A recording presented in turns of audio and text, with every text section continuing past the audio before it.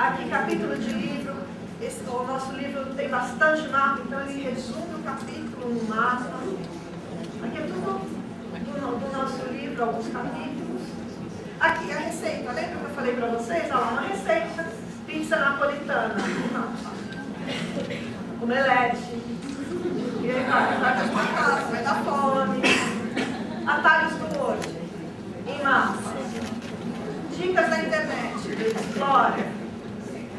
Dicas do próprio MindMapper, que é o software que faz mapa mental. Olha lá, os homens. Quem esqueceu como é que dava o nó na gravata? Vocês podem imprimir essa folha e colocar lá na porta do guarda-roupa. O dia que precisa botar a gravata, não lembra como é que é o nó, ou não sabe como deve dar o nó para cada situação, tá aí. Cabeleireiro, os cortes de cabelo, que dizem, chega lá, a senhora no cabeleireiro, eu quero meu cabelo igual a Gisele Bündchen. Putz, ele nem lembra quem é Gisele Bündchen. Ele vai lá no arquivo dele e vê como que é o tipo de cabelo dela. Vai fazer um currículo. Olha, o nosso currículo que a gente colocou no livro.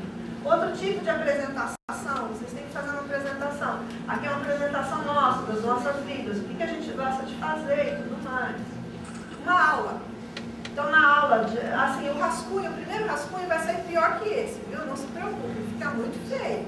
Aí depois vocês começam a passar limpo. Essa é a primeira passada limpo. Aí essa é a segunda. Fica mais bonitinho, colorido. É que tá muito claro, vocês não estão vendo o globo aqui, coloridinho. E nem os desenhos que estão aqui. Mas está colorido, passada limpo. Outra aula, uma aula de português, vozes verbais. Termos em inglês, preposições em inglês. Então, essas foram exemplos de utilização de mapa. Agora vamos para a receita do bolo. Como é que vocês vão fazer o mapa, então? O que vocês vão precisar de material? Papel em branco na horizontal. Por que a gente usa o papel de branco na horizontal? Eu não vou pedir para vocês fazerem, porque vocês vão bater o braço no vizinho. Mas, normalmente, se depois vocês quiserem experimentar, vocês abrem os braços e, olhando para frente, percebam o movimento das mãos na lateral. Se vocês fazem assim, vocês vão ver que vocês vão ter que reduzir a abertura dos braços para poder enxergar as duas mãos. Isso comprova que a nossa visão na horizontal é muito maior. Então, se a gente faz um mapa na horizontal, a gente obtém muito mais informação olhando ele na horizontal. Nós usamos muitas canetas coloridas. Quem sentou perto de mim viu que eu estava cheia de caneta colorida. Minha Maria tem mais caneta colorida do que outra coisa. Imagens e símbolos. Então vocês usem e abusem de imagens e símbolos, desenhos, flechas para fazer associações. Palavra-chave. Palavra-chave é aquela palavra mais importante que contém o conteúdo quase todo de uma única frase, como o Walter falou, né? 80% da informação está em 20% das palavras. Em letra de forma. Por que a gente faz em letra de forma? Porque se tua letra for um garrancho e você fez uma palavra-chave em garrancho, você não tem o contexto para relembrar. Então tem que ser em letra de forma, para se você vai pegar um mapa daqui 1, 2, 6 meses, você olha a palavra-chave, vê o desenho e a imagem, você já recorda o conceito que você queria. Facilita a visualização. Facilita a visualização. Principalmente se uma outra pessoa também quiser ler o teu mapa, né? Qual é a estrutura de um mapa? A gente gosta de usar a metáfora da árvore. Se você olhar uma árvore de cima para baixo, você vai ver lá embaixo as raízes, que seriam o meio, o centro do mapa. Essas linhas mais grossas, a gente costuma chamar de tronco, e conforme ela vai se abrindo, a gente vai chamando ela de galhos, ramos, folhas, frutos, e aí ela vai se expandir. Se vocês quiserem também comparar com uma teia de aranha, tudo bem, só que aí a aranha está sempre no meio, tá? Então essa é a estrutura que eu falei para vocês. Raiz, troncos, galhos, ramas, flores, frutos, sementes e aí vai. Aqui eu coloco o tema, que nem eu fiz lá da técnica dos 5 ritmos. No meio eu quis mostrar que era a técnica dos 5 ritmos. E depois eu fui abrindo. O que é de principal? Eu vou dizer os críticos que ela deu. E conforme eu vou abrindo, aí são detalhes da informação. E conforme eu vou indo para o centro, eu vou indo para o que é mais importante, para o que é mais sintético. Então, a forma de ler que eu já mostrei para vocês, eu coloquei aqui de novo só para relembrar. Meu primeiro mapa mental em rascunho. Meu segundo mapa mental mais bonitinho, passado a limpo, colorido. Então, aqui é exatamente tudo que eu acabei de falar para vocês. Os ingredientes que eu vou usar, o papel, caneta, quais são os primeiros passos, fazer essa estrutura da árvore, usar palavras-chave, e usar e abusar de associações, ilustrações, para deixar bem rico o mapa. Aí um exemplo, vamos fazer juntos o primeiro mapa. Então, no centro do papel, eu coloquei lá, palavras-chave.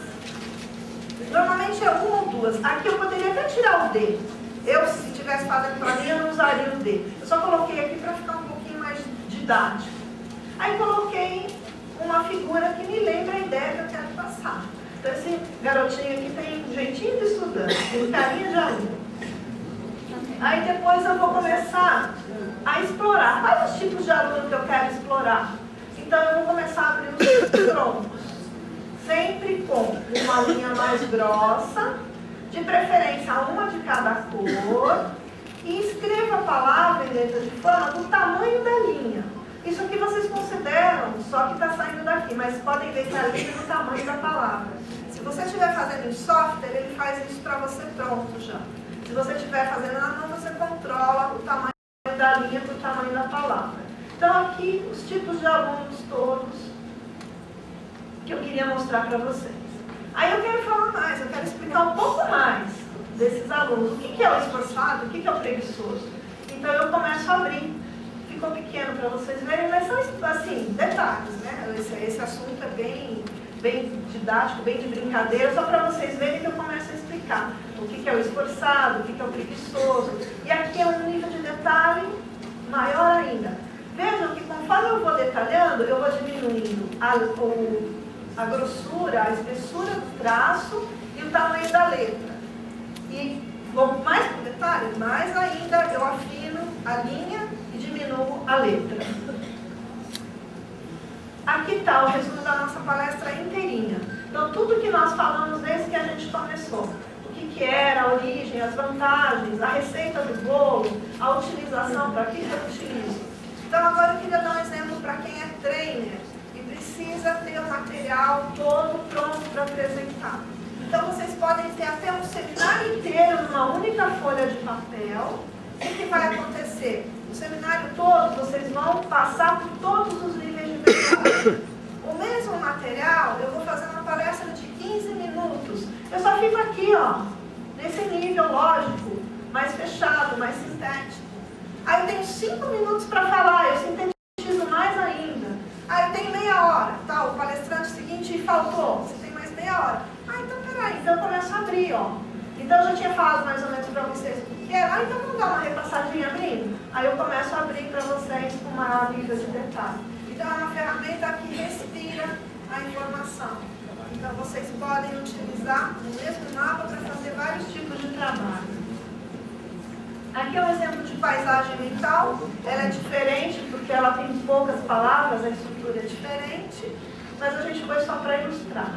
Aqui também é um mapa de memória. A mnemônica é outra técnica, é um pouco diferente. Vocês podem ver que ela tem um circuito. Esse aqui é muito simples, ele não tem um arquivo de imagens. Você não consegue colocar imagens nele. Então ele fica só com palavras. Então eu particularmente não gosto. Eu gosto dos desenhos, das figuras, porque para mim é isso que dá a motivação do mapa mental.